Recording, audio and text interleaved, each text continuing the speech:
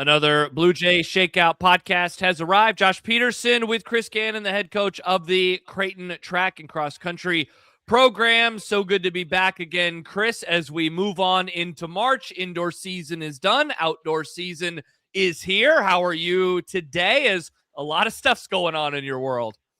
We're ready for outdoor. I mean, as crazy as that sounds, Fairs and I were just talking about not just with us, but just even with the team. So we've about a 3-week window right now before we start comp, and then we are competing every week until middle of May, and then you theoretically get 1 week off before first round of NCAA regionals.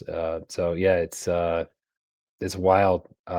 We're ready for it though. Need some good weather and get on the track and get some workouts going. There we go. Your lips to God's ears. We talked last time ahead of the Big East championships, and afterwards you said, after the championships you said big improvements over where we were just over a year ago. Sometimes that's tough to measure in the Big East because there is so much talent. Kind of a big picture question to begin the conversation. How do you measure that, given the competition is what it is? And in a sport like this with running, not only do you have the actual competition, but the internal competition, right, of competing against your current self, your former self, where you were a year ago, etc. Yeah, it's a great question. Everybody obviously after you wrap up Big East is like, "Hey, how'd it go? How do you feel about it?" And um, it, it was kind of a weird, I don't know, internal processing of what I felt or how I felt about it, and it kind of took me until maybe even yesterday. And Jake Zebarth was in the office, and we were just kind of chatting about the indoor season and what's ahead with outdoor. And we kind of start talking about we ran better this year as far as like times and performances, but so did everybody else. So it's Mm-hmm. kind of this thing like, our men's team ran in the 4x8, their time this year, if that would have been run a year ago, would have been second. Well, this year we were fourth. And that just really speaks to the volume of talent and the quantity and quality both of talent that the Big East has.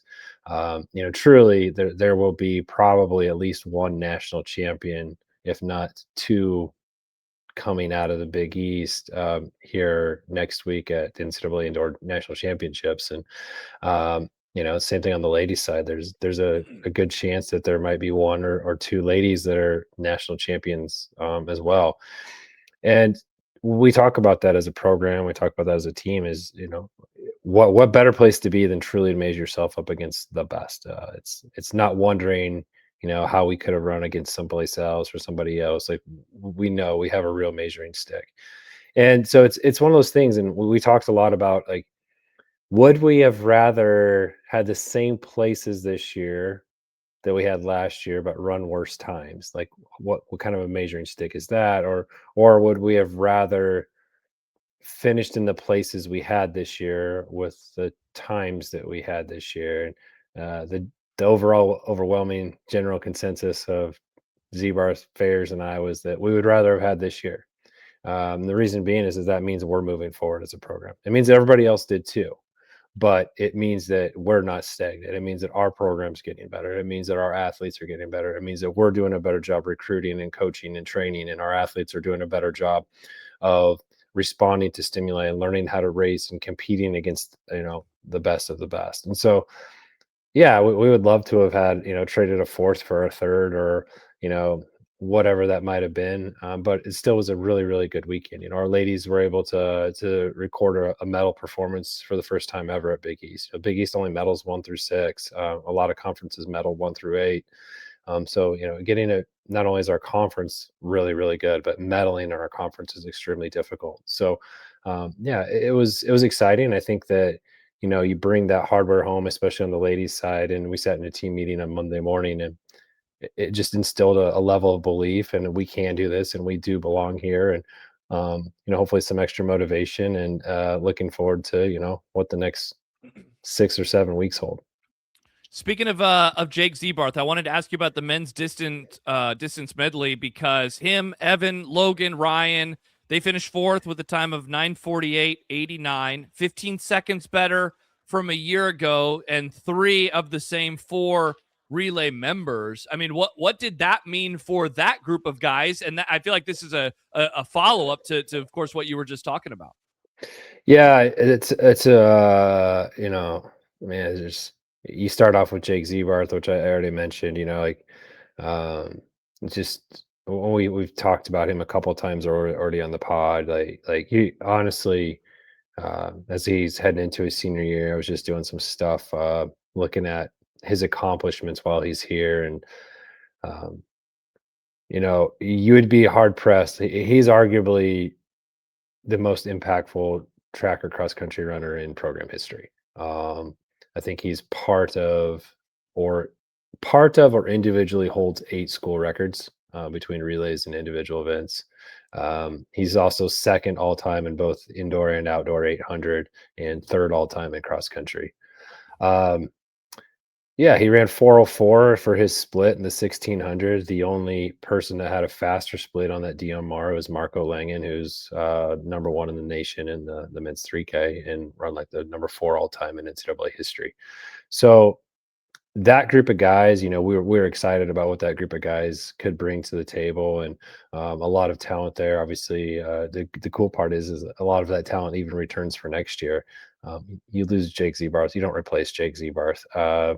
You know, you have to elevate everybody else around, and you have to you know, find a way to plug in what that gap is. And you know, we were sitting there talking. I was talking with Noah Joden after, you know, the Big East. He's like, I have a feeling I might be running the DMR next year. I'm like, good chance, Noah. Good chance. But it's exciting, you know. And like you mentioned, Logan and Ryan and Evan is part of that group too, and you know, they all ran about as well as they could have. You know, um, Ryan's a little banged up right now. Evan did a phenomenal job taking that 1200 meters out, and you know, Logan, there's probably nobody on the team right now that has improved more as a racer than Logan in the last 6 or 7 weeks, and it's exciting to see, and you know, look forward to what those guys are going to be able to do outdoor.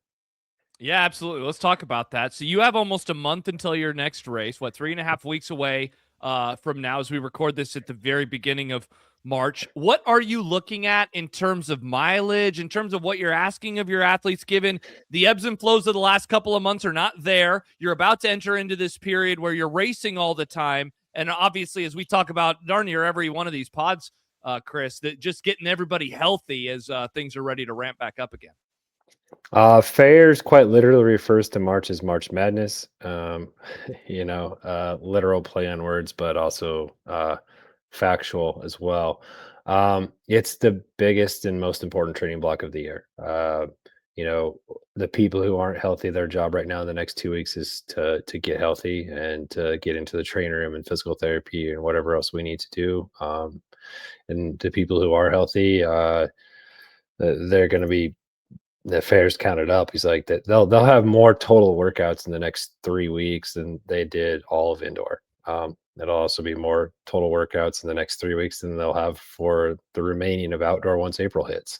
So yeah, it's the biggest and most important training block of the year. It's you know, hopefully we get some good weather and can put some pieces together. As far as mileage, I think that some of those kids will see a ramp in mileage. Most of the 10K kids, a lot of them are just going to see really, really good track work.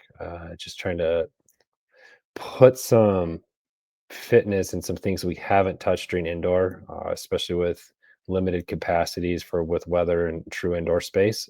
Build some of those track workouts, some of those intervals, and then once we get into April, we're able to train through those first couple of meets, and then by the time we get to mid-April, April 18th, I think, is Wake Forest Invitational. We'll have some kids that will probably go out there, and it's time to run fast at that point because the week after that's Drake Relays. The week after that's Iowa. The week after that, we're hopefully off, and the week after that's Big East Championships. So Definitely. goes quick. Gosh, so much stuff. Yeah, it really does. And we were texting before we started recording, and you mentioned the number of practice groups. Talk me through, like, what does this look like for you right now in terms of the number of athletes that you have and how you are breaking everything down and how you're kind of keeping your head on straight to make sure you know what's going on with everybody. It's in some ways it's my absolute favorite time of year. I mean, I am truly coaching to every extent of the word. Yeah. And in some places it's just like I literally get done with the day, I'm just wiped out, exhausted. But it's refresh and reboot. Wednesdays have maybe become my favorite day. It's a slower day. We don't have official practice on Wednesdays. It's the recovery day midweek. But yeah, so shoot, like Tuesday this week, I had distance practice at 6 a.m. They just had tempo, so by 6:30 they were on their way. Then I rolled into sprint practice at 6:30. Finished up with the sprint group by 8 o'clock. By 8 o'clock, the javelin guys were already getting warmed up, and rolled right into javelin practice at 8. That's a pretty common schedule for me this time of year. Thursdays is even wilder. We'll have tomorrow morning, I have sprint group at 6:30, and then we'll roll into javelin group midday, a mid distance group or a distance group midday, and then evening practice with the majority. Fairs is living the life of Lux. He's got just his 800 and 1,500 people, but I absolutely love it. I feel that isn't even putting steeple practice in there right now. I hadn't even crossed my mind. I haven't started working with that group yet. Yeah, I love it. I'm a track dork, and so me having the ability to work with so many different groups, honestly, it keeps me fresh. It keeps me sharp. It makes me just hungry to come back the next day. I, yeah, I truly just enjoy every bit of it. Yeah, you can tell every time I talk to you about it. It's super cool to see. We've talked before about the data that you're getting, of course, as we get it now into 26. I mean, there's so much stuff available in terms of the app that you are using with your athletes, of course, what they got going on their Garmins themselves.